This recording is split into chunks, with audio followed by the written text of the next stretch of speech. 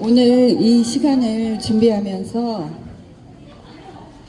우리가 특강이라는 명목하에 이렇게 한자리에 모였던 적이 언제였던가 생각해 보았습니다. 이런저런 이유로 너무 오래전 일이 아니었나 기억됩니다. 대림 시기가 시작되는 오늘 이 시간을 조금은 간절하게 기다리고 원했던 본당 신자분들, 은총 가득한 뜻깊은 시간이 되길 바라면서 오늘 명강의해 주실 신부님을 소개하겠습니다. 수원교구에서 손꼽히는 영재 신부님,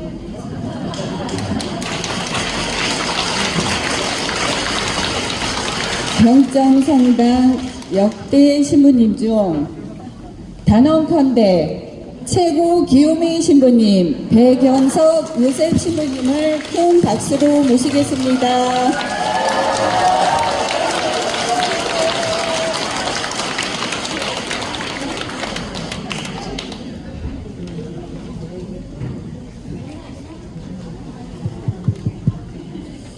네, 멋지게 소개해 주신 교육분과장님 감사합니다. 네. 방금 소개받은 여러분들의 귀염둥이 백영석 요셉 신부입니다. 반갑습니다.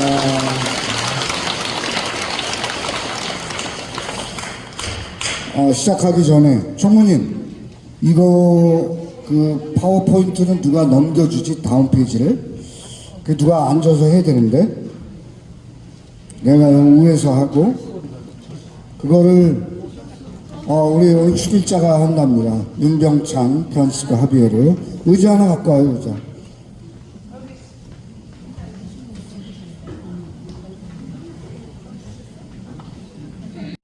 알았죠? 자, 2023년 대림 특강 주제는 기도하는 법을 가르쳐 주십시오 라는 주제입니다. 사실 이 주제는 이 책 내용이에요. 그래서 관상성교회를 설립하시고 기도학교를 운영하고 계신 안드레아 가스파리노 신부님께서 지으신 책입니다. 지금은 이 책이 가톨릭 대학교 출판부에서 나온 책인데 아마 지금은 구하기가 아마 힘드실 것 같아요. 그래서 여러분들이 뭐 원하시면 제가 복사를 해드릴 수도 있고 아니면 오늘 특강 내용을 잘 들으시면 거기에 대부분의 내용이 담겨 있으니까 그것을 잘 들으시면 되겠고 또 생활성서 출판사에서 나온 기도 이렇게 해요 라는 책이 있습니다. 이 책은 구속주의 신부님께서 쓰신 책입니다. 그래서 이것도 굉장히 쉬운 책이에요. 그래서 여러분들에게 도움이 될 것 같습니다. 자, 다음 페이지 넘겨주세요. 자, 기도는 나의 기도라는 노래 다 아마 아실 거예요. 제가 틀어드리면 그 기도를 함께 조용히 노래하면서 시작하겠습니다. 아주 힘들었네. 죄송합니다. 마음을 모으고 계신데 이제 틀어드리면 함께 기도하면서 노래했으면 좋겠습니다. 우리가 다 같이 성호경을 긋도록 하겠습니다. 성부와 성자와 성령의 이름으로 아멘.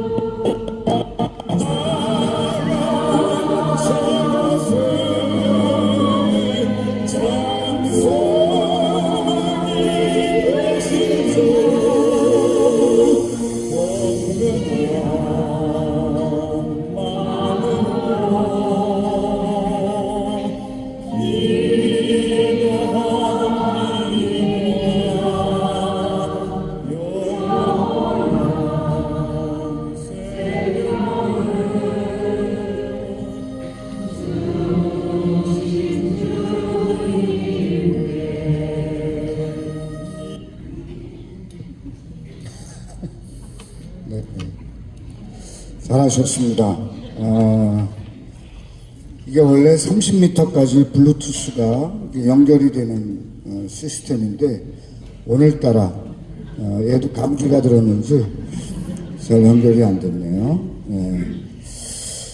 자, 다음 페이지 넘겨주십시오. 자, 기도에 대해서 여러분들이 어떻게 생각하시는지 모르겠습니다. 대부분은 우리 천주교 신도님께서 나는 잘 기도할 줄 몰라 이렇게 생각하시는 분도 계시고, 꼭 기도하지 않아도 나는 뭐 좋은 신앙인인데 뭐 이렇게 생각할 수도 있습니다. 뭐 기도 대신에 활동이나 봉사 이렇게 하면 되지 않을까? 뭐 이런 생각을 하실 수도 있어요. 대부분 아마 여기 계신 분들 중에 세 번째 생각이 많으실 것 같아요. 기도할 때 왜 분심, 잡념이 드는 걸까? 근데 사실은 정답은 자연스러운 것입니다. 분심, 잡념이 드는 것은 자연스러운 것인데, 그럴 때 우리가 이제 어떻게 할 것인가에 대해서 나중에 말씀을 드리겠습니다. 또 기도는 정말 따분하고 지루하다는 생각을 가지신 분도 있을 수 있고, 또 아침 저녁 기도만으로 충분하겠지, 또는 기도는 신부님이나 수녀님들이나 하는 거지, 이렇게 생각할 수도 있어요. 기도를 열심히 한다고 하는데 왜 내 생활은 변화가 없는 거지? 이런 생각할 수도 있고, 기도를 잘하고 싶지만 어떻게 해야 하는지 모르겠어. 사실은 이제 이 맨 마지막 기도에 대해서 그런 생각을 가지고 계시다면 그분은 이미 기도에 대해서 굉장히 큰 갈증을 가지고 계시고 또 많은 진전이 있는 분이 아닐까, 그런 생각을 해봅니다. 기도를 통해서 많은 은총을 받으신 분들은 기도만큼 위대한 것이 없다고 이렇게 생각할 수도 있지만, 또 기도에 대해서 잘 모르는 경우에는 정말 기도가 지루하고 따분하다, 이렇게 생각할 수 있고, 그래서 기도에 대해서는 여러분들이 다양한 생각을 가지실 수 있는데, 그 까닭은 기도가 무엇인지에 대해서 명확한 개념이 부족하기 때문입니다. 여러분, 기도에 대한 가장 간단한 정의가 뭘까요? 기도란 하느님과의 대화입니다. 하느님과의 대화. 그런데 우리가 기도를 잘못하는 경우가 대부분 하느님에 대해서 잘못 생각하기 때문일 때가 많아요. 그러니까 기도는 하느님을 내가 어떻게 생각하는지, 하느님이 어떤 분이라고 생각하는지, 하느님에 대한 상의 반영이기 때문에 그렇습니다. 다음 페이지. 그래서 하느님은 산타클로스 같은 분이다 라고 생각하는 경우가 있어요. 산타클로스는 누구예요? 이제 곧 우리가 성탄절을 맞이하겠습니다만, 성탄 때 아이들에게 선물 나누어주는 성인이시잖아요. 그죠? 하느님은 내가 청하면 그때 딱 필요한 선물을 이렇게 주시는 분이실 거라고 생각하는 거예요.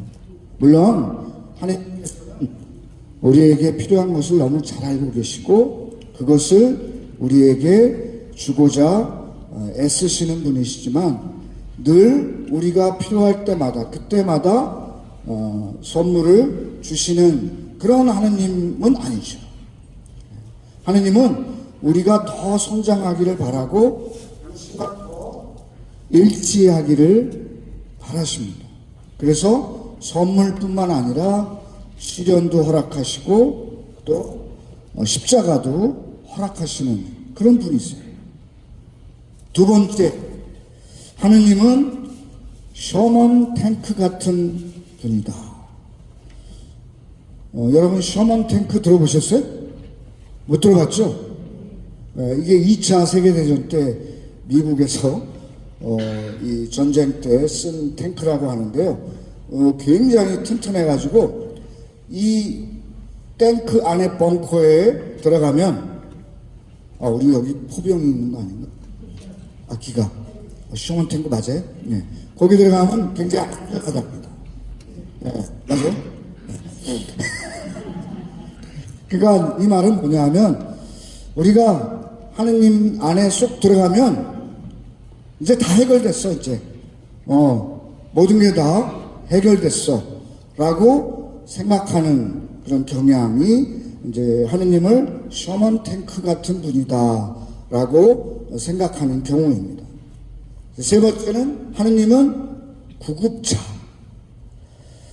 그러니까 이제 예를 들어서 어떤 분이 술을 좋아하시는 분인데 동료들과 함께 어울려서 술을 많이 마셨어요. 근데 늘 술 마시고 나서 택시를 부르거나 대리 운전을 통해서 집에 돌아오는데 이날따라 택시가 안 잡히고 대리 운전이 안 잡히는 거예요.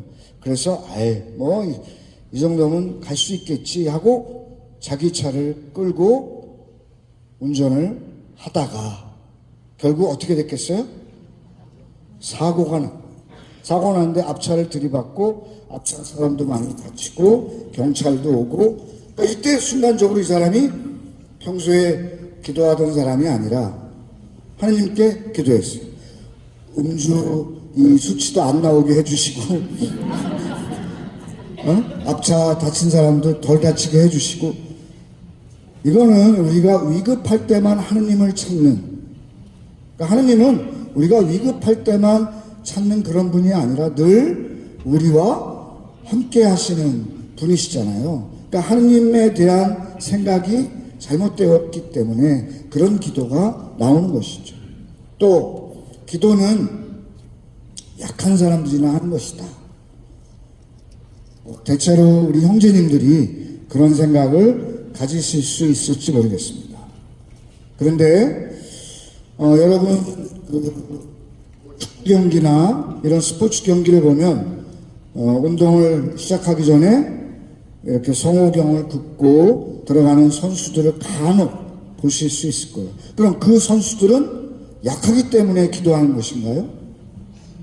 아마 그들이 기도하는 것은 내가 잘하게 해달라고 기도하기보다는 하나님께서 함께 계신 것을 믿고 평소처럼 이렇게 잘 있도록 도움을 청하면서 기도하는 것인데 약해서 기도하는 것은 아니잖아요. 그죠? 그렇기 때문에 기도는 약한 사람이나 하는 것이다. 이런 생각은 버려야 되지 않을까 싶습니다. 자, 다음 페이지. 그러면 왜 우리는 기도해야 하는가? 우선 예수님께서 기도하라고 가르치셨기 때문입니다. 그 까닭은 인간은 기도 없이 살 수 없기 때문입니다. 어떻게 보면 아리스토텔레스가 인간은 사회적인 동물이다 라고 정의했지만 인간은 기도하는 동물이다 라고 해야 맞지 않을까 싶습니다. 사실 신자가 아닌 사람들도 은연중에 기도하는 경우가 많이 있죠. 그리고 세계 모든 사람들은 기도합니다. 그런데 우리 신앙인들은 특별히 더 기도할 수 있도록 노력해야 되겠죠. 왜냐하면 예수님께서 그렇게 가르치셨고 우리에게 그런 모범을 보여주셨기 때문입니다. 복음은 우리에게 기도에 관한 지침을 알려줍니다. 우선 예수님의 말씀들을 보면 기도할 때 빈말을 되풀이하지 마라. 또 기도할 때 위선자들처럼 남에게 보이려고 하지 마라. 또 기도하기 전에 서로 용서하라. 그리고 항구히 기도하라. 그리고 신뢰심을 갖고 기도하라. 사실 복음서의 거의 모든 페이지는 기도에 관한 지침으로 이루어져 있습니다. 그리고 모든 기도는 예수님과의 만남이 되어야 함을 보여줍니다. 다음 페이지 보여주세요. 자, 그러면 예수님께서 우리에게 어떤 기도의 모범을 보여주셨는가 한번 봅시다. 사실 예수님께서는 사람의 아들은 머리 둘 곳조차 없다라고 이렇게 말씀하실 정도로 병자들을 고쳐주시고 마귀를 쫓아내시고 회당에서 가르치시고 눈, 코, 뜰 새 없이 바쁘게 공생활을 보내셨죠. 그런 가운데에도 한밤중에 새벽녘에 시간이 날 때마다 한적한 곳으로 가셔서 기도하셨습니다. 기도하기에 적합한 장소와 시간을 신중하게 고려하여 선택하셨고 기도하기 위해 모든 것을 제쳐 주셨습니다. 마르코복음 1장 35절에 새벽등 트기 전에 기도하시는 예수님의 모습이 나오고 또 루카복음에는 한밤중에 기도하시는 모습이 나옵니다. 또 산에 오르셔서 기도하시기도 하고 또 외딴 곳으로 가셔서 기도하시기도 하셨습니다. 그리고 예수님 기도의 절정은 아마도 겟세마니 동산에서 피땀을 흘리시면서 기도하시는 모습이 아닐까 싶습니다. 아마도 여러분들도 인생을 살아가시면서 예수님처럼 물론 피땀을 흘리지는 않지만 예수님 왜 저에게 이런 시련을 허락하십니까? 이 십자가를 가능하면 저에게서 치워주십시오. 그러나 예수님처럼 제가 이 십자가를 잘 짊어지고 갈 수 있는 힘을 주십시오. 제 뜻대로 하지 마시고 아버지 뜻대로 하십시오. 라고 기도할 때가 분명 있으실 것입니다. 그리고 심지어는 십자가 위에서조차도 기도하셨습니다. 당신을 박해하는 이들을 용서하고 그들을 위해서 기도하셨고 하나님 아버지께 절규하시면서 기도하셨습니다. 이처럼 예수님께서 기도의 모범을 보여주셨기 때문에 우리도 기도해야 한다는 것을 깨닫게 됩니다. 다음 페이지 넘겨주십시오. 자, 기도의 효과에 대한 두 분의 증언을 들어보자면 우선 노벨 생리학상을 받으신 알렉시스 카렐 박사에 의하면 기도가 인간의 영혼과 육체에 미치는 영향은 인체 내분비선의 분비작용이 증진되는 것에서 볼 수 있다라고 말씀하십니다. 그러니까 우리가 기도할 때 우리 안에 내분비선에서 분비작용이 늘어난다고 합니다. 실제로 연구를 통해서 이분이 밝혀내신 것이죠. 그래서 의사인 나는 심한 우울증 환자나 어떠한 의학으로도 도저히 치료 불가능한 환자들이 고요히 기도함으로써 자신의 병마와 투쟁하여 승리하는 모습들을 종종 보았습니다. 라고 이렇게 증언하고 있습니다. 그러니까 기도하는 사람은 그것을 이겨낼 수 있는 그 힘을 하나님께서 우리 안에 이렇게 일으켜 주시는 것이죠. 또 심리학자인 윌리엄 파커라는 분은 인간에게 기도의 효력이 어떻게 나타나는지 과학적으로 연구하고 증명하신 분인데요. 기도는 인간의 생애를 변화시킬 수 있는 역동적인 힘을 지니고 있음을 증명해 주셨습니다. 자, 그렇지만 이제 어떻게 기도할 것인가? 아마 이 부분이 여러분들이 제일 고민이시지 않을까 싶습니다. 다음 페이지 넘겨주십시오. 자, 기도에는 5가지 단계가 있습니다. 그것은 마치 산을 오르는 과정과 같은데요. 그럼 지금부터 기도의 5가지 단계에 대해서 말씀을 드리겠습니다. 다음, 첫 번째 단계는 공허한 말들을 하는 단계입니다. 예수님께서 마태오복음에서 빈말을 되풀이하지 말라고 말씀하셨죠. 그러니까 당시 유대인들의 지도자들은 그냥 말을 많이 해야 하나님께서 들어주시는 것으로 생각을 했습니다. 그런데 이렇게 빈말을 되풀이하는 것은 기도라고 할 수 없습니다.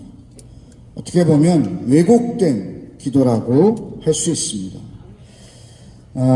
그러나 안타깝게도 많은 분들이 이렇게 기도합니다. 불신참에 형식적으로 외우는 묵기도, 또 습관적으로 성의 없이 드리는 미사 등에서 그냥 공허한 말들을 내뱉는 경우가 많이 있습니다. 여러분들이 기도문을 외우는 것이 기도라고 생각하시는 분도 혹시 있을 거예요. 물론 이제 기도문을 외우는 것도 훌륭한 기도입니다. 그러나 그냥 형식적으로 기도문을 하늘에 계신 우리 아버지 이름에 그렇게 기도하시며 뭐 이런 식으로 의무감 때문에 공허하게 계속 빈말만 되풀이한다면 이거는 기도라고 말할 수 없는 것이죠. 두 번째 단계는 독백입니다. 기도할 때 우리가 하나님과 대화를 하고 있음에도 불구하고 자기 혼자만 중얼거릴 때가 많습니다. 주님은 안중에도 없고 자기에게만 집중하면서 기도하는 모습이 바로 이 단계입니다. 이 단계에서도 하나님은 여전히 나와는 멀리 떨어져 계신 분이며 아직 살아계신 존재로 다가오시지 않습니다. 아직 하나님과 인격적인 만남을 한 상태가 아니라고 볼 수 있는 것이죠. 그러니까 자기는 기도하고 있다고 착각하지만 실제로는 그렇지 않기 때문에 이러한 기도는 아주 위험합니다. 이러한 독백의 기도 방식은 우리의 양심을 잠재울 위험이 있습니다. 다음은 세 번째 단계입니다. 세 번째 단계는 대화입니다. 이 단계에서 이제 비로소 우리는 하느님을 살아계신 인격체로서 만나게 되며 비로소 참다운 기도의 단계에 도달하게 됩니다. 이제 하나님께서는 우리를 어루만져 주시고 치유해 주시며 우리를 변화시켜 주십니다. 이 단계를 유지하기 위해서는 정신 집중이 매우 중요합니다. 여러분들이 아마 이제 이 대화의 단계까지 이제 오셨다면은 기도를 제법 하신다고 말할 수 있겠습니다. 넷째 단계 말씀드리겠습니다. 넷째 단계는 하느님의 말씀을 듣는 단계입니다. 이제 보다 진보한 기도 단계로서 이 단계에 계속 머무르기 위해서는 우리 자신을 정화하는 것으로 시작해야 합니다.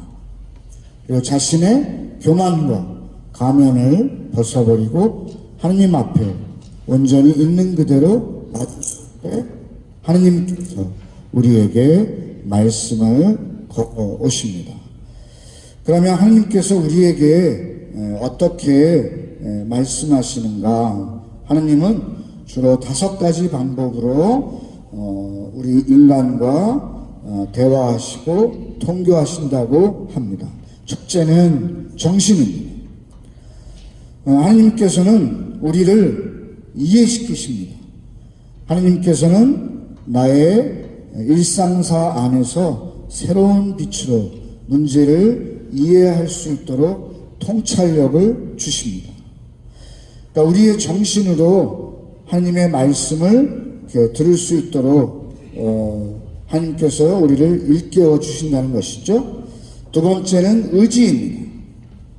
그분께서는 우리에게 새로운 원의를 불러 일으켜 주십니다. 자신이 무엇을 해야 할지를 깨닫고 그 일을 해낼 힘과 용기를 얻게 되는데 이는 바로 하느님의 손길이 나를 어루만져 주셨기에 가능한 일입니다. 하나님께서 우리의 의지를 또 이렇게 일깨워 주시는 것이죠. 세 번째는 감정들입니다. 이제 오래 기도하시고 난 뒤에 깊고 충만한 그런 고요의 기쁨을 느끼거나 평화스러움을 느끼거나 진한 감동을 받을 때가 있으실 것입니다. 이것은 하나님께서 우리의 감정에 영향을 미치신다는 사실입니다. 이러한 체험 후에 따르는 열매들이 이제 행위들이 좋은 것이라면 하나님과의 진정한 교류에서 비롯된 것이라고 말할 수 있습니다. 네 번째는 상상력입니다. 잔다르크 성녀께서, 요한나 성녀께서 이렇게 말씀하십니다. 주님의 음성을 이렇게 들었다고 이제 잔다르크 성인께서 이야기했을 때 다른 사람들이 자기들은 그 소리가 들리지 않기 때문에 너는 그냥 환상을 본 것이 아니냐 이렇게 이야기했을 때 이렇게 답변하십니다. 물론 그것은 나의 상상력에서 나오는 것입니다. 하느님께서는 인간에게 말씀하시기 위해서 우리의 상상력을 이용하시기도 하는데 저에게 말씀하시는 분은 분명 하느님이십니다. 라고 이렇게 말씀하셨다고 합니다. 그러니까 하느님께서는 우리의 상상력을 통해서도 말씀하고 계십니다. 다섯 번째는 기억입니다. 하느님께서는 가끔 인간의 기억을 통해서도 말씀하십니다. 과거의 고통과 기쁨, 실패와 성공, 경고와 암시, 충고와 조언, 체험들과 습득한 것들, 잊어버린 사건들을 기억하게 하시고 그것들을 통해서 가르치시고 말씀하시기도 합니다. 그래서 하나님의 말씀을 듣는 단계가 이제 네 번째 단계이고요. 그 다음 단계, 마지막 단계는 사랑입니다. 어떻게 보면 기도의 최고 정점은 바로 사랑입니다. 기도가 사랑으로 승화되어 매우 단순하고 명료해졌을 때, 기도가 삶 그 자체가 되었을 때 하나님의 뜻을 따라 모든 것을 믿고 내맡길 때, 기도를 통해 사랑을 실천하고 나누고 동원할 때, 이러저러한 얘기로 복잡한 말들이 없을 때, 하나님을 바라보는 것만으로도 충분하며 모든 것을 이해하고 행하며 모든 것을 동원할 수 있을 때, 이때야말로 기도의 정상에 도달하고 할 수 있습니다. 어떻게 보면 이제 기도는 하느님과의 대화인데요. 아까 공허한 말들만 되풀이하는 것은 다른 사람은 안중에도 두지 않고 그냥 혼자 중얼중얼 거리는 것이죠. 근데 독백은 그 사람과 함께 있으면서도 내 얘기만 하는 거예요. 그 다음에 세 번째 단계는 대화. 그러니까 서로 상대방에 관해서 물어보기도 하고 또 내 얘기도 하고 이렇게 오며 가며 하는 것이 대화이고, 네 번째 단계는 하느님의 말씀을 귀담아 듣는 단계. 마지막 다섯 번째 단계는 사랑입니다. 기도의 가장 최고 목적은 하느님과 하나 되는 데 있습니다. 하느님과 일치를 이루기 위해서 우리가 기도를 바치는 것이죠. 그래서 여러분들이 이제 기도는 하느님과의 대화라고 했을 때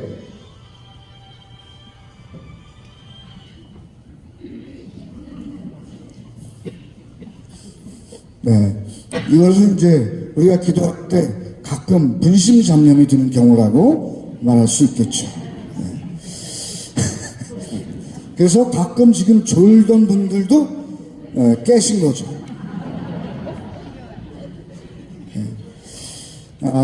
이제 사실은 이제 저하고 프란시스코 하비에라고 대화한다고 했을 때 프란시스코 하비에라하고 저하고 처음 만난 사이예요. 그러면 처음 뵙겠습니다. 고향이 어디십니까? 파주입니다. 뭐 이런 조금 형식적인 대화만 오가겠죠? 그런데 이제 조금 친해졌어요. 그러면 그 다음 대화의 내용은 조금 더 내 개인적인 이야기도 하고 그 친구의 개인적인 고민도 듣고 이렇게 되는 단계가 되겠죠. 근데 이제 더 친한 친구가 됐어요.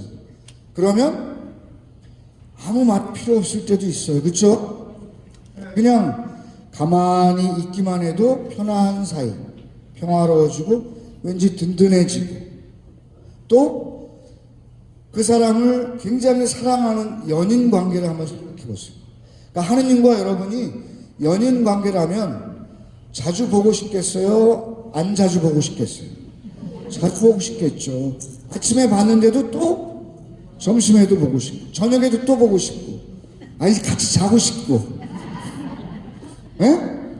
그러니까 여러분들이 기도를 잘하기 위해서는 하느님을 사랑하는 일이 최고입니다. 그래서 기도의 마지막 단계는 사랑이라고 이야기하는 것입니다. 이제 하느님과 완전히 일치가 됐을 때는 또 뭐 별 다른 말이 필요가 없어요. 그냥 하느님하고 생각하면 벌써 하느님과 일치를 이루고 하느님께서 나에게 은총을 가득히 부어주시는 그런 느낌을 갖게 되고 그러면서 침잠하면서 가만히 뭐 1시간, 2시간 있어도 되는 상태. 많은 성인 성녀들께서 그런 관상의 상태에 이르셨죠. 우리도 그렇게 하실 수 있습니다. 그거를 이제 조금 있다가 이렇게 한번 해보도록 하겠습니다. 자, 그러면 이제 다음 이제 초보자 권고 몇 가지를 말씀드리겠습니다. 여러분 초보자가 아니실 것 같아요. 저기 중에서 모두 다 해당된다면 초보자라고 말할 수 있겠죠? 자, 기도할 때 지루함을 느끼는 사람. 사실 지루함을 가끔 느낄 때도 있긴 있죠? 기쁠 때도 있고, 또, 두근댈 때도 있고, 평화로울 때도 있고, 그렇지만, 물론 지루함을 느낄 때도 있겠습니다. 왜냐하면 우리는 사람이기 때문에 그때그때의 컨디션이나 이런 거에 좌우될 때가 있어요. 또 암송이나 기도문을 보고 하는 것만 기도하는 것으로 여기는 사람, 기도를 가장 우선적으로 생각하지 않고 일상 행위 중 하나로 여기는 사람, 사소한 이유 때문에 기도를 피하려는 사람, 기도를 자신의 문제로부터 벗어나기 위한 수단만으로 삼는 사람, 또 오로지 위로받기 위한 목적으로 기도하는 사람은 기도의 초보자라고 말할 수 있을 것입니다. 그러나 여러분 대부분들은 기도의 중급자 그리고 리지오 단원들도 많이 계시기 때문에 대부분 고급자도 많이 계시지 않을까 싶습니다. 여러분 가운데 은둔 고수가 계실 수도 있어요. 그러니까 그분들을 통해서 또 도움을 받으실 수도 있겠습니다. 다음 페이지. 자, 만약 여러분들이 기도의 초보자라면 여러분들에게 도움이 될 실제적인 제안을 말씀을 드립니다. 하나하나씩 기억해 두시면 좋을 것 같아요. 이제 이거는 이제 실제적인 제안이기 때문에 자, 첫 번째는 여러분 보이시면 한번 같이 읽어볼까요? 자, 시작.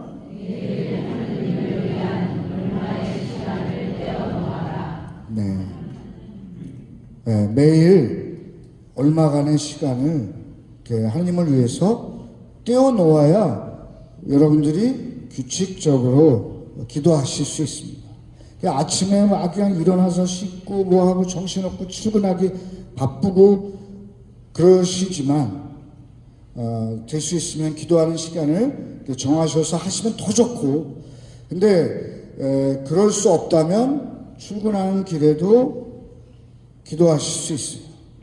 그리고 또 화장실에서도 기도하실 수 있어요.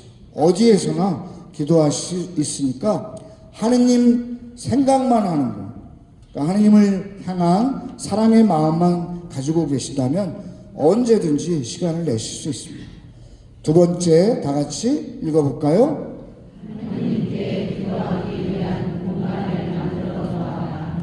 사실은 이제 어디에서나 기도하지만 그래도 뭐 일부러 성당에 오시면 자연스럽게 기도하게 돼요? 안 하게 돼요? 기도하게 되죠. 성당은 기도하는 집이니까. 그래서 뭐 일부러 이제 미사 때 오실 수 있지만 이렇게 오며 가며 성당이 바라보이면 그냥 성당을 향해서 기도하셔도 돼요. 예. 그래서 성당 또는 집에서도 여러분 방 가운데 다 애들 뭐 장가 보내고 나서 두 분이 사신다 그러면 빈 방 있잖아요. 그죠? 그러면 그 방을 기도방으로 꾸며서 이제 십자고상, 성모님상 또는 성가정상, 그 다음에 성경책, 그리고 예쁜 하얀 보로 상을 이렇게 하고 그곳에서 앉으면 자연스럽게 기도하는 분위기가 만들어지기 때문에 기도하실 수 있겠죠. 그래서 물론 언제 어디서 그래도 따로 시간을 떼어놓고 또 따로 그런 공간을 만들어내시면 좋습니다. 세 번째, 형식적인 방법에서 벗어나라. 그 대신 주님, 제 문제가 무엇입니까? 주님, 당신 보시기에 제가 괜찮습니까? 라고 여쭙고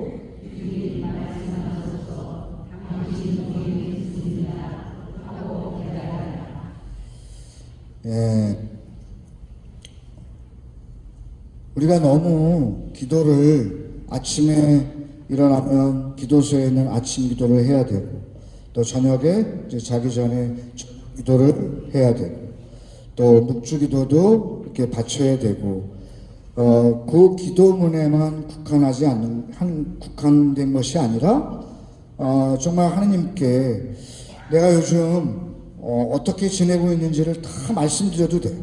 그리고 내 문제가 이게 풀리지 않고 잘 되지 않는데 문제가 무엇입니까?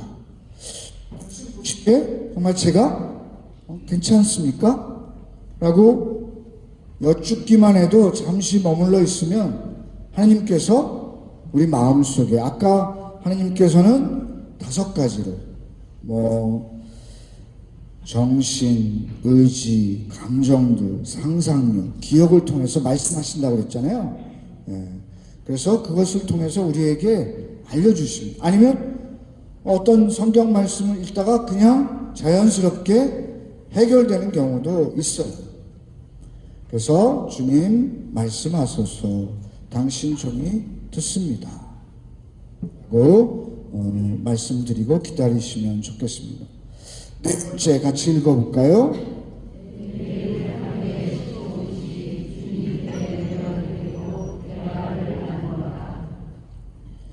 네, 매일 하루에 15분씩 이상 기도하시는 분 한번 손 들어보세요.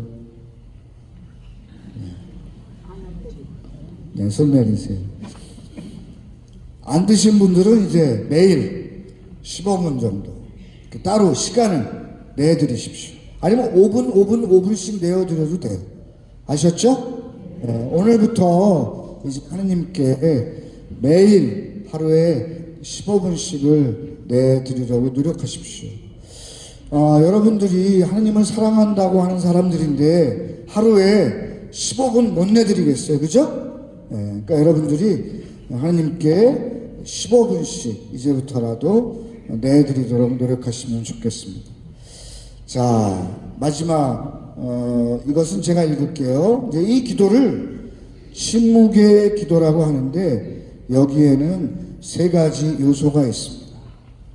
첫째는 반성, 두 번째는 결심, 세 번째는 청원. 이것을 그러니까 15분씩 하시면 좋은데 15분씩 안 되시면 이제 5분 이렇게 나누어서 하셔도 좋겠습니다. 그러니까 반성은 기초를 쌓는 것, 집 짓는 과정, 기초를 쌓는 것, 벽 쌓기, 그리고 청원은 지붕에 해당됩니다.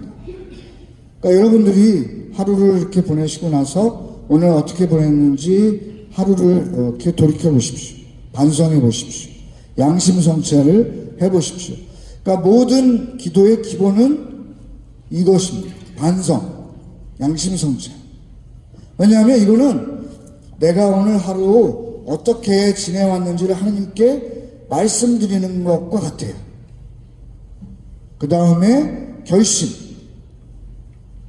내가 이렇게 지내왔지만 앞으로는 더 잘할 수 있게, 아니면 잘못한 부분에 대해서 이렇게 고칠 수 있게 결심하는 것. 그리고 이 결심하는데 하느님께서 도와주시라고 청하는 것. 이렇게 하면서 마지막 기도가 이제 청원입니다. 그러면 이제 내일은 어떻게 살아갈 수 있도록 해주십시오 라고 이렇게 청원을 드리는 것으로 마무리를 합니다. 그러니까 기도는 반성, 그리고 결심, 청원, 요 세 가지를 계속 하시다 보면 처음에는 이것이 어떨 때는 1분밖에 안 걸리실 수도 있어요. 그쵸?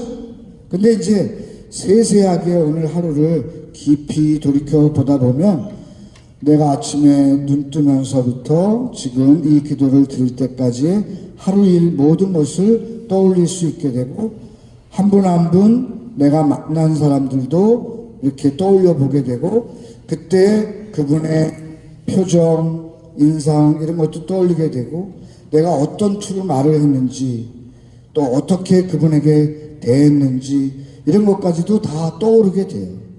그러면서 내가 이제 이것은 하나님의 뜻에 맞지 않게 살았구나, 또는 하나님의 뜻에 따라 기쁘게 또 친절하게 온유하게 사랑을 베풀면서 살았구나 하는 것을 느끼실 수가 있겠죠. 그러니까 반성하는 데만도 사실은 15분이 더 걸리실 수도 있습니다. 그리고 이제 결심하시고 그다음에 청원으로 맺는 방식으로 이렇게 기도를 드리시면 좋겠습니다. 다음 페이지. 잠시 이제 찬양 아무것도 너를이라는 노래를 틀어드리도록 하겠습니다.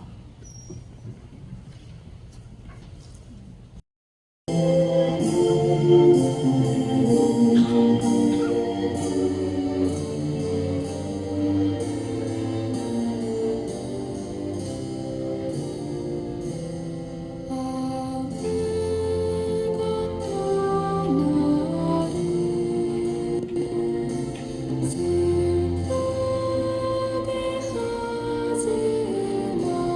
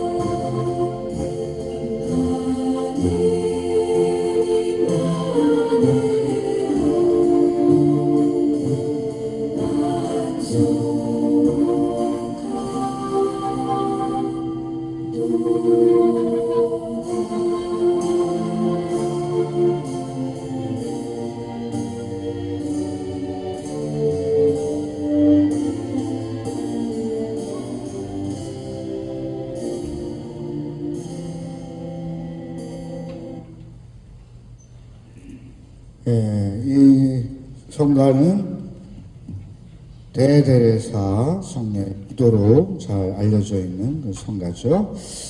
아마 이 성가를 코로나 시기 때 굉장히 저도 많이 이렇게 묵상하고 기도했던 그런 성가인데 여러분 모두에게 위로와 힘이 되는 성가가 아닐까 싶습니다. 자, 다음은 기도를 위해 배워야 하는 몇 가지 규칙들이 있는데요. 10가지 규칙이 있습니다. 잠깐 쉬었다 할까요? 아니면은 이거 하고 끝낼까요? 예? 계속 달려. 자, 그래요. 그러면 첫 번째 규칙 보겠습니다. 첫 번째 규칙은 기도하기 전에 용서하라는 것입니다. 사실 이건 이제 예수님께서 이렇게 말씀하셨는데 여러분 안에 미움이 있으면, 누군가 미워하는 사람이 있으면 기도가 잘 돼요, 안 돼요? 그러니까 우선 첫 번째 규칙, 여러분 안에 미워하는 사람이 생각나면 그 사람을 용서할 수 있도록 노력하는 것, 이것이 이제 첫 번째 규칙입니다. 근데 이거는 우리가 흔히 이제 용서에 대해서 이건 사실 중요한 의지입니다. 의지. 용서하라는 것은 용서하려고 노력하라는 의지지, 감정. 여러분들이 용서하려고 노력해도 그 사람만 보면 가슴이 막 벌렁벌렁 되고 그냥 막 이 속에 상처가 다시 일어나는 것 같고 그런 경우가 있잖아요. 그죠? 그것은 어떻게 할 수가 없어요. 우리가 감정이기 때문에 그냥 자연스럽게 그렇게 되는 현상이기 때문에, 그러나 용서하려고 노력하는 의지가 중요한 것이죠. 그것을 보시고 하나님께서 우리를 이제 도와주시는 것입니다.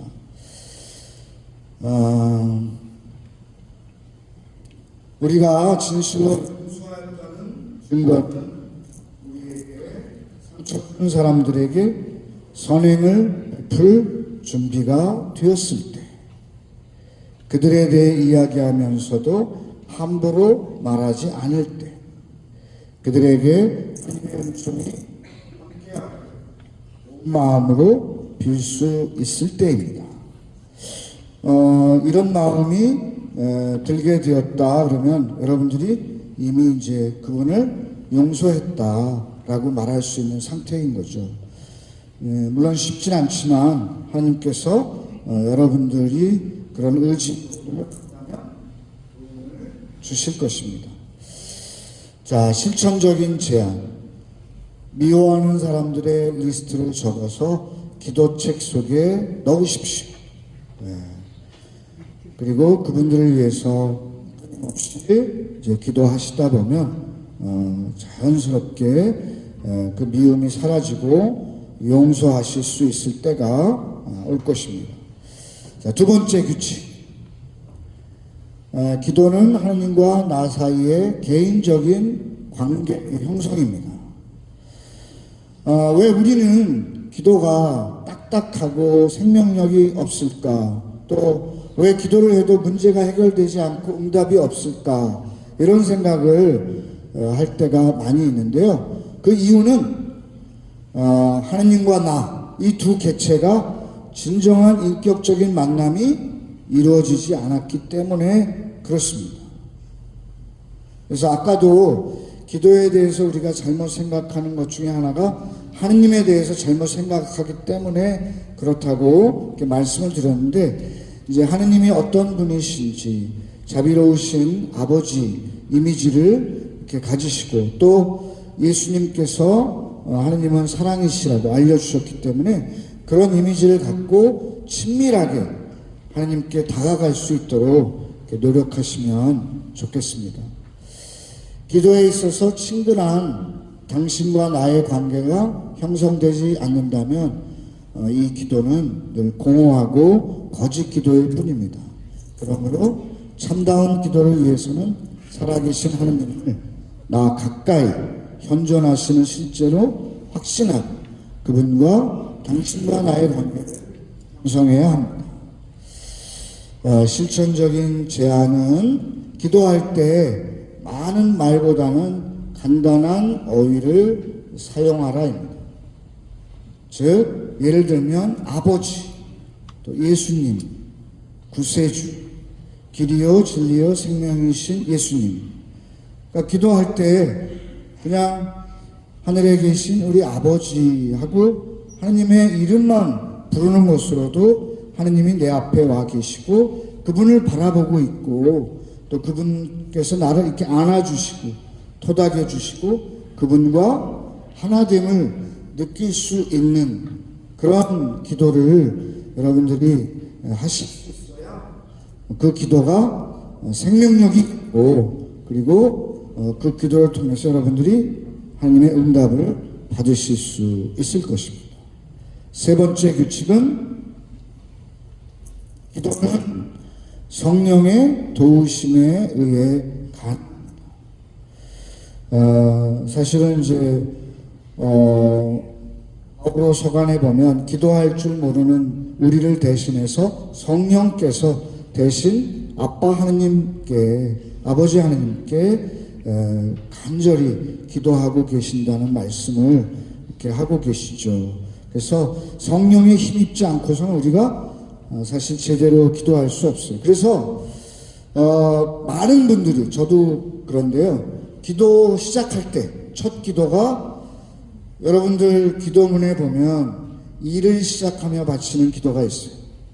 그 기도가 뭐예요? 오소서 성령님. 바로 이 기도를 통해서 성령께서 내 마음에 오시고 내 마음을 비추어 주시고 또 하느님께 더 다가갈 수 있도록 해달라고 기도하시면 도움을 받을 수 있을 것입니다. 자, 실천적인 제안 함께 읽어볼까요?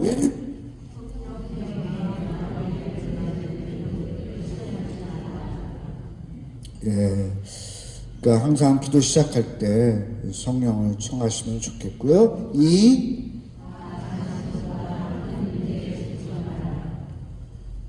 삼.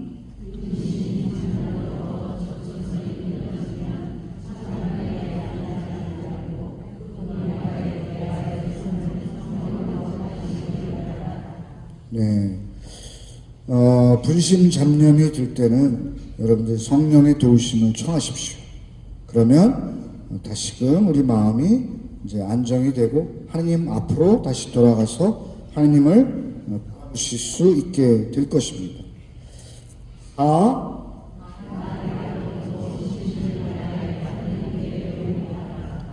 오.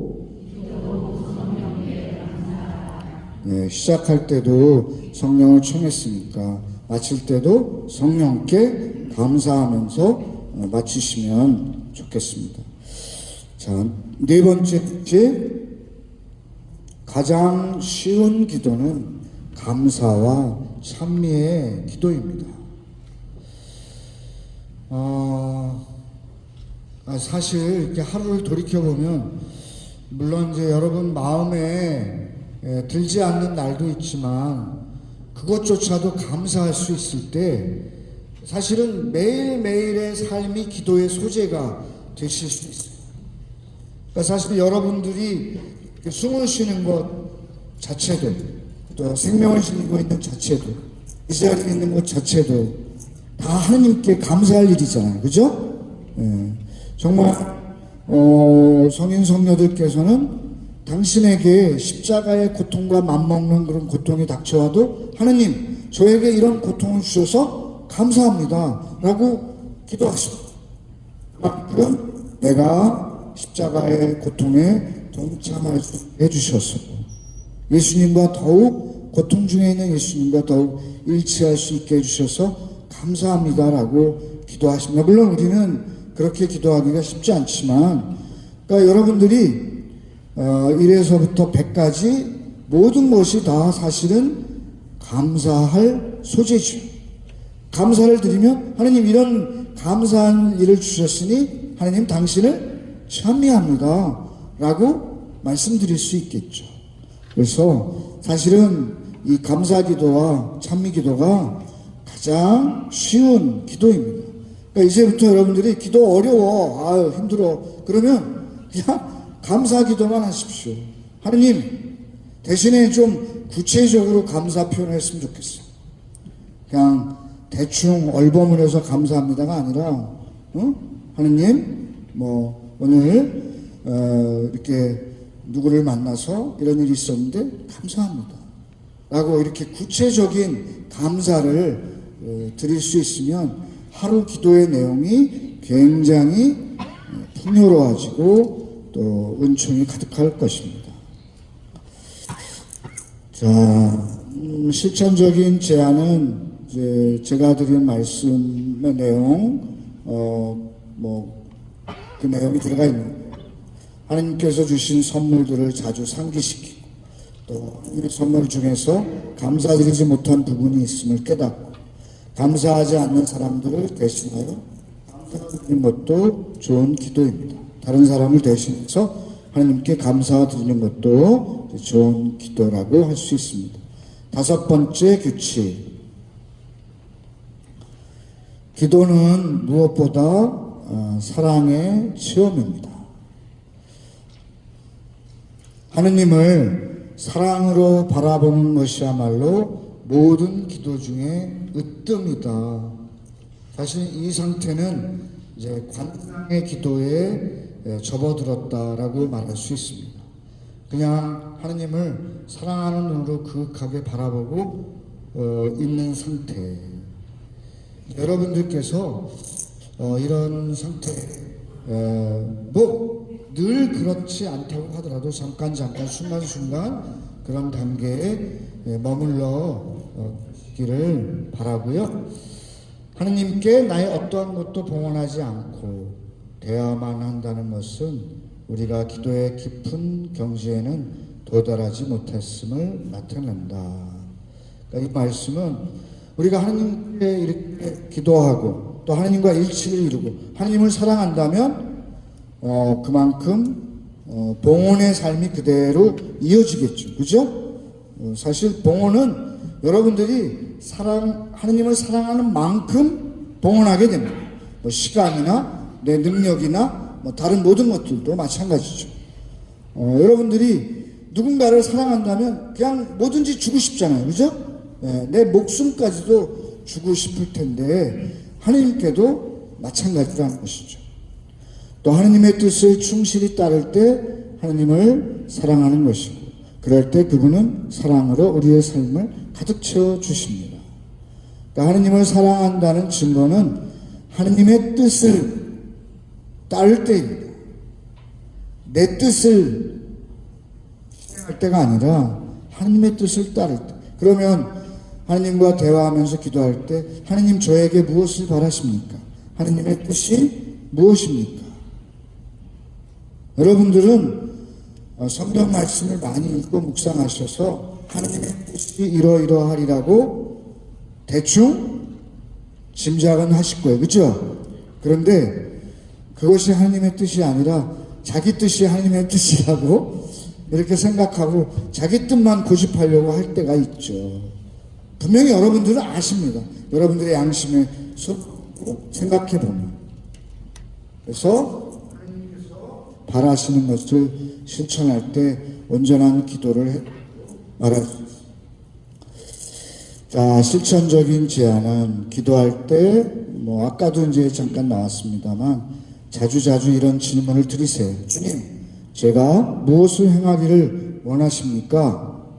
주님, 제가 마음에 드십니까? 그리고 두 번째는 항상 구체적으로 기도하십시오.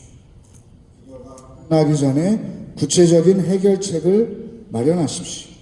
그리고 진정한 기도는 내 생활 안에서 시작됩니다. 그래서 그냥 그냥 주님과 함께 이렇게 있는 것으로도 사실은 좋게요. 그런데 이제 또 삶으로 살아야 되잖아요. 그죠? 그러니까 구체적으로 결론을 맺고 그것을 실천하는 것이 좋습니다. 한 가지라도. 다음 6번째 규칙. 기도란 우리의 약함과 실수를 하느님께 내맡기는 행위입니다. 나의 삶의 터전 속에서 구체적으로 하느님을 사랑하는 것입니다. 그것은 일상적인 현실 속에서 하느님의 뜻에 따라 그 현실을 객관적으로 평가하고 정정당당하게 맞서는 것이며 겸손하게 굳은 신뢰심을 갖고 하느님께 힘을 주십사 청하는 것입니다. 하느님께서는 우리가 부족함을 아세요. 그러니까 하느님께 나의 약함 또 나의 실수를 이렇게 내맡기는 그런 행위가 필요합니다. 이렇게 내맡기는 그 자세가 어떻게 보면 또 기도의 굉장히 중요한 요소라고 볼 수 있어요. 신앙의 중요한 요소이기도 하고요. 그래서 실천적인 제안을 드리면 아까 말씀드린 기도의 3가지 요소, 반성, 결심, 청원. 다시 한번 여러분들이 뇌리에 남으실 수 있도록 같이 한번 해볼까요? 기도의 3 요소가 뭐예요? 반성, 결심, 청원. 이것을 나의 삶 속에서 계속 되풀이하시면 좋겠습니다. 그리고 시급한 문제에서부터 시작하는 것이 현명하다. 기도는 우리에게 행동 지침을 마련해주며 행동의 시작이기도 하다.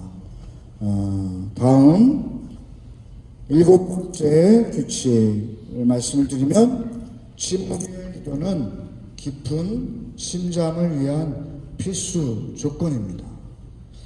아까 이제 침묵의 기도 3가지 단계가 반성, 결심, 청원이라고 그랬죠.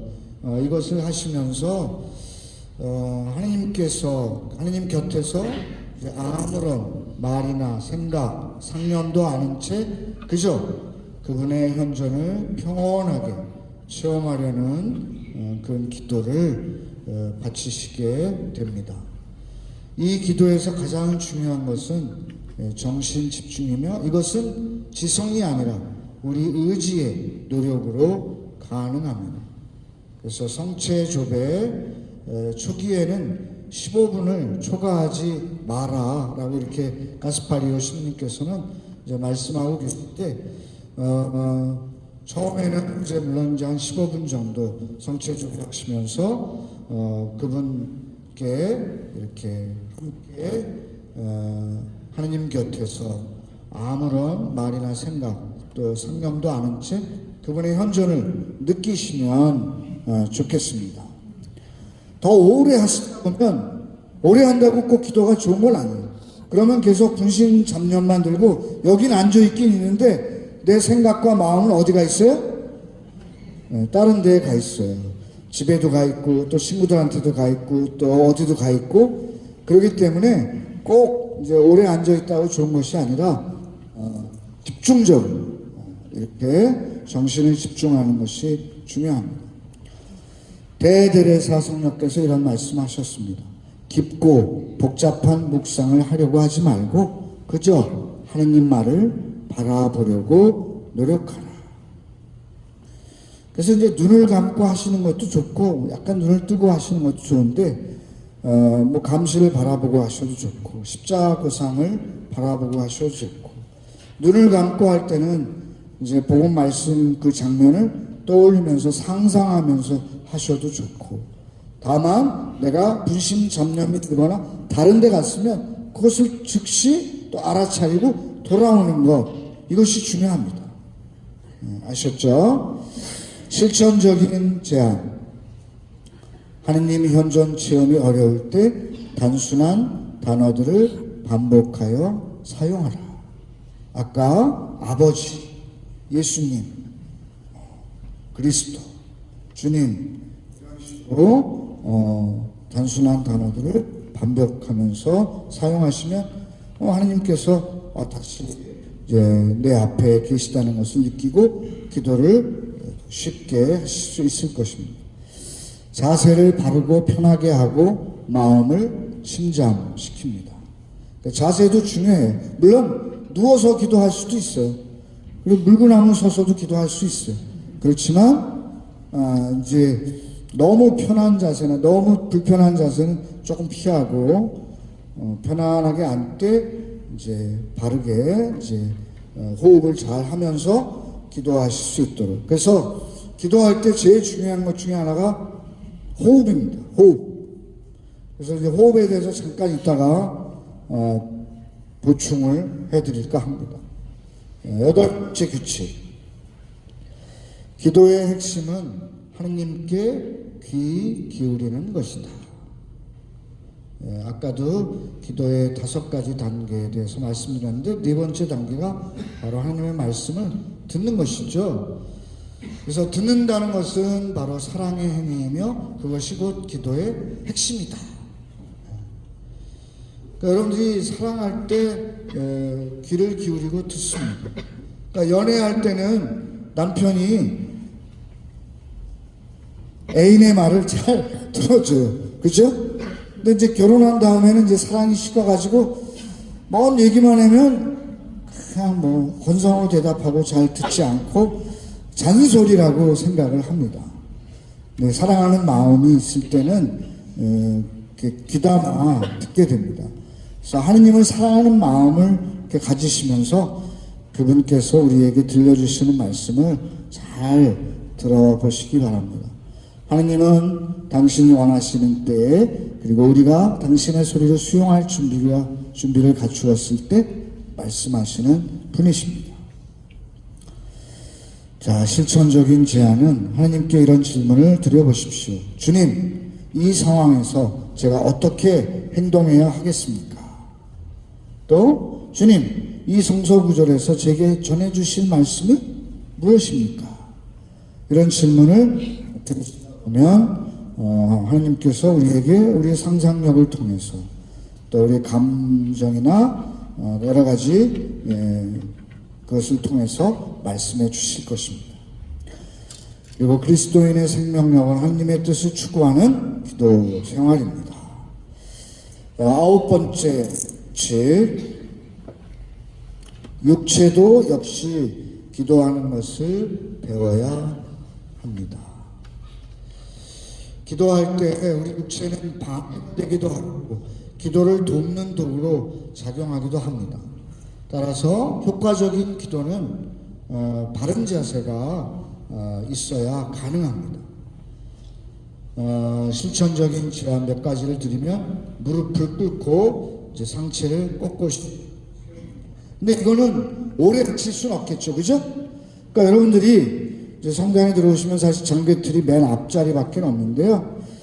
무릎 꿇고 잠시 오소서 성령님 하시면서 기도하시거나 주님의 기도까지 바치시고 주님 저와 함께 하여 주십시오 하고 기도를 시작한 다음에 자리에 앉으셔서 이제 기도하시면 되겠죠. 그러니까 뭐 무릎이 아프신 분들은 오랫동안 무릎 꿇고 기도하실 수는 없으니까 꼭 저 자세로 해야 된다. 그것은 아닙니다. 두 번째는 어깨를 바르게 펴십니다. 네, 어깨를. 그리고 세 번째는 몸과 양팔은 긴장을 풀고 막 힘주지 말고 긴장을 풀고 눈은 감거나 성체를 바라보십니다. 네 번째, 숨을 편하게 내쉬고 마시면 집중에 도움이 됩니다. 다섯 번째, 너무 편하거나 불편한 피해야 됩니다. 그래서 이 호흡에 대해서 제가 잠깐 여러분들께 어플을 하나 알려드릴게요. 플레이스토어에 들어가면 마음의 달인이라는 어플이 있어요. 그러니까 울산광역시 정신의학과에서 하는 이제 프로그램인데요. 호흡법이에요. 호흡법인데 굉장히 많이 도움이 됩니다. 요즘 제가 그 하버드식 호흡법이라는 책을 읽고 있는데, 여러분들 스트레스를 여러분들이 마음대로 조절할 수 있어요, 없어요? 없죠. 외부 환경이나 조건을 여러분들이 마음대로 만들 수가 없죠. 여러분들이 마음대로 할 수 있는 것은 여러분의 호흡입니다. 이 호흡을 통해서 교감신경, 부교감신경 이것을 안정되게 만들 수 있어요. 그래서 스트레스를 이 호흡을 통해서도 낮출 수 있고, 기도할 때 집중할 수 있고, 또 잠을 잘 못 잘 때 불면증도 어느 정도 개선시킬 수도 있고 그렇습니다. 그래서 마음의 달인이라는 어플에서 그 여러 가지 명호흡법이 있는데요. 그 중에 베이직 명상 1단계를 잠깐 틀어드릴 테니까 잘 한번 따라서 해보시면 도움이 될 겁니다.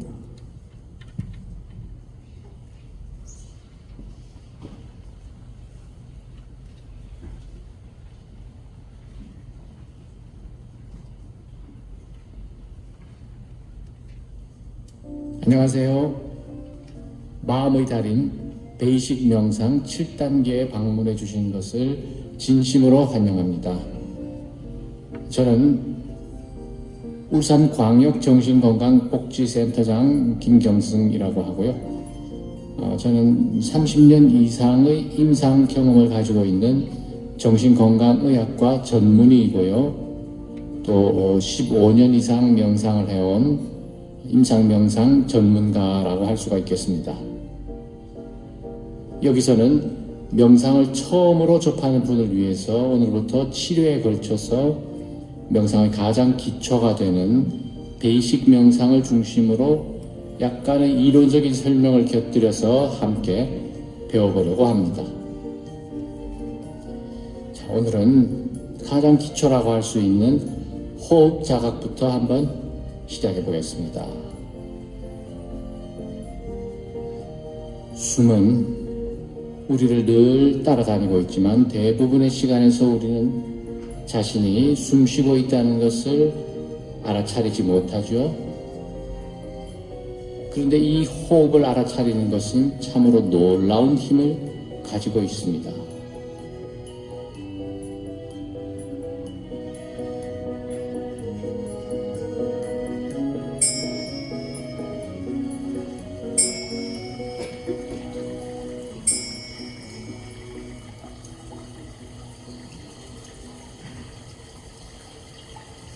자, 편안하고 자연스럽게 숨 쉬면서 한번 자신의 호흡을 느껴보십시오.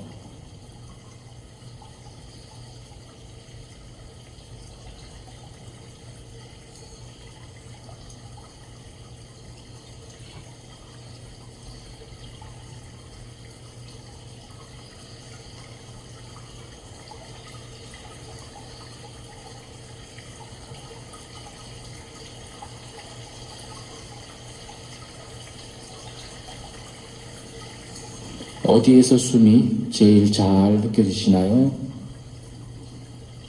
코끝일 수도 있고 가슴일 수도 있고 배일 수도 있습니다. 어디라도 좋습니다. 숨이 제일 잘 느껴지는 곳에 내 마음을 가만히 가져가서 들숨 날숨을 느껴보시면 됩니다.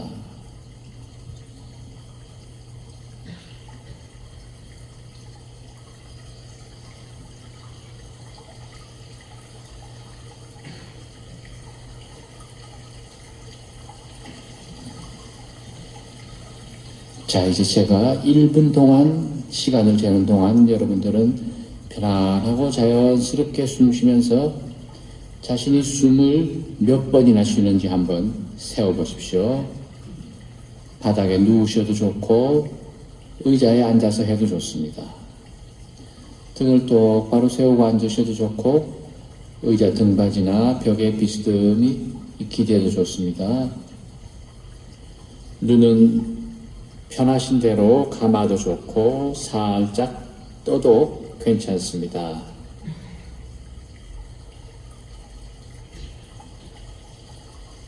편안하고 자연스럽게 숨 쉬면서 자신의 호흡을 느껴봅니다.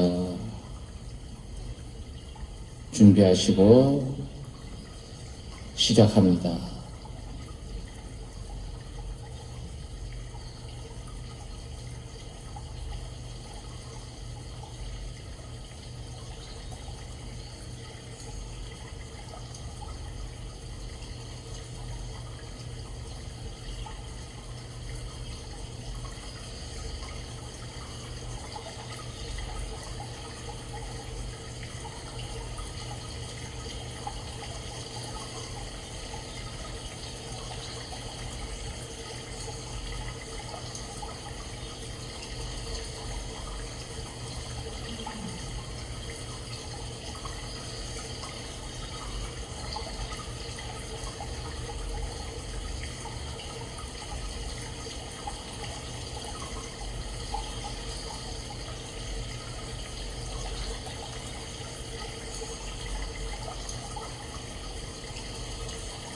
네, 좋습니다.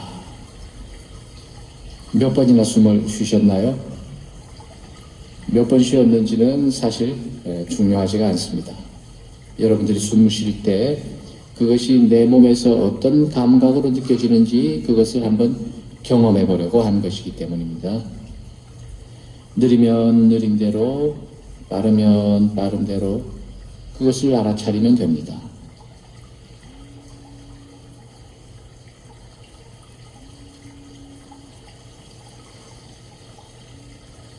자, 이번에는 숨을 들이쉬면서 하나, 내쉬면서 둘, 들이쉬면서 하나, 내쉬면서 둘, 이렇게 들숨 날숨에 번호를 붙이면서 호흡의 감각을 느껴보겠습니다. 시작합니다. 하나, 둘, 하나, 둘,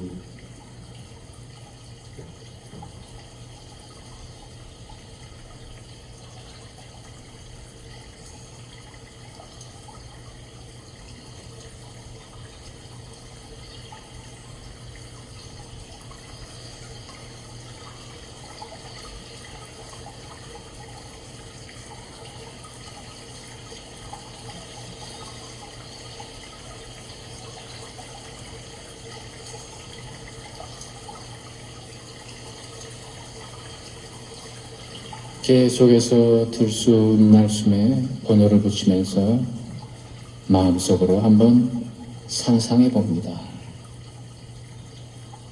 부드러운 산들바람에 살랑살랑 흔들리는 꽃잎을 상상해 봅니다.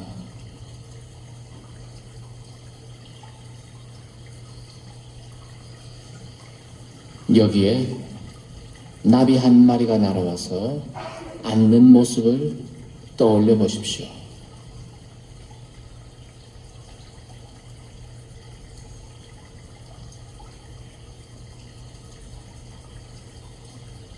자, 이번에는 자신의 들숨 날숨을 산들바람에 부드럽게 흔들리는 꽃잎이라고 상상해 보십시오.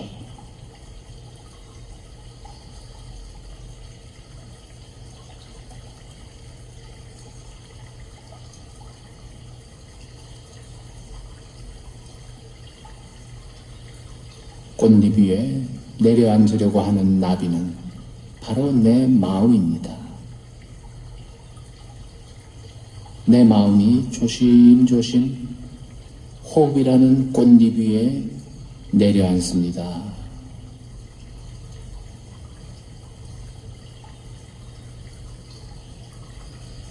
꽃잎처럼 산들바람에 가볍게 흔들리는 호흡 위에 내 마음이 나비처럼 살포시 내려앉습니다.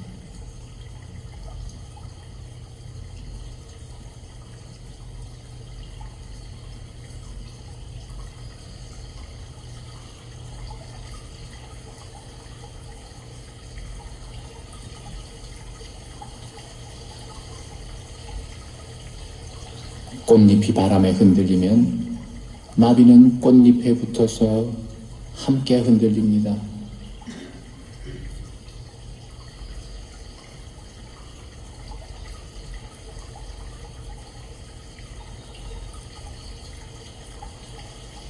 들이쉬면서 하나, 내쉬면서 둘, 하나, 둘,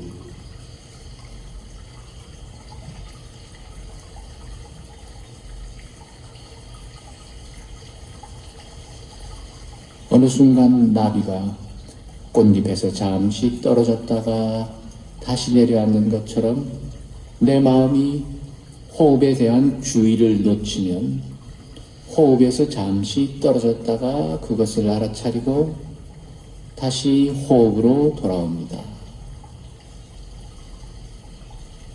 하나, 둘, 하나, 둘,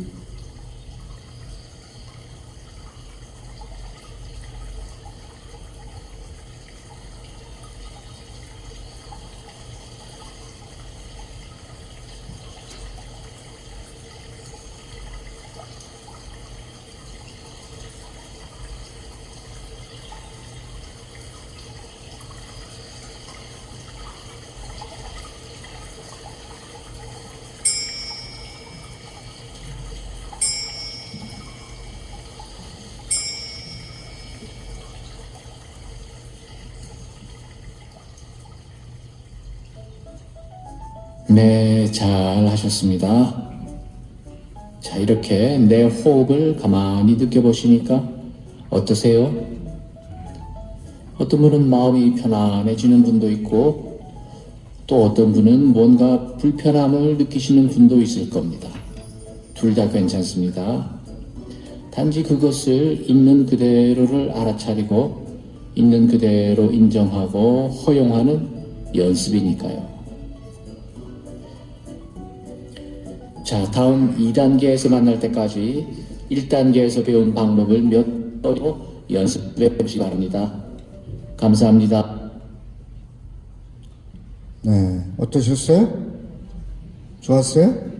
네, 이 방법을 저도 이렇게 호흡법을 사용하면서 이제 7단계까지 있거든요. 그래서 이제 7단계까지 다 하고 기도에 조금 도움을 받았는데 앉아서 호흡하면서 들이쉴 때 하나 이렇게 하잖아요. 하나 이렇게 하고 그 다음에 내쉴 때 감사합니다.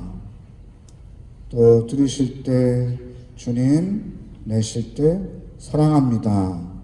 그냥 계속 반복적으로 계속 그것만 해도 되고 그걸 감사한 일을 생각하면서 계속 그렇게 해도 되고 또 주님을 떠올리면서 사랑합니다 이렇게 계속 해도 되고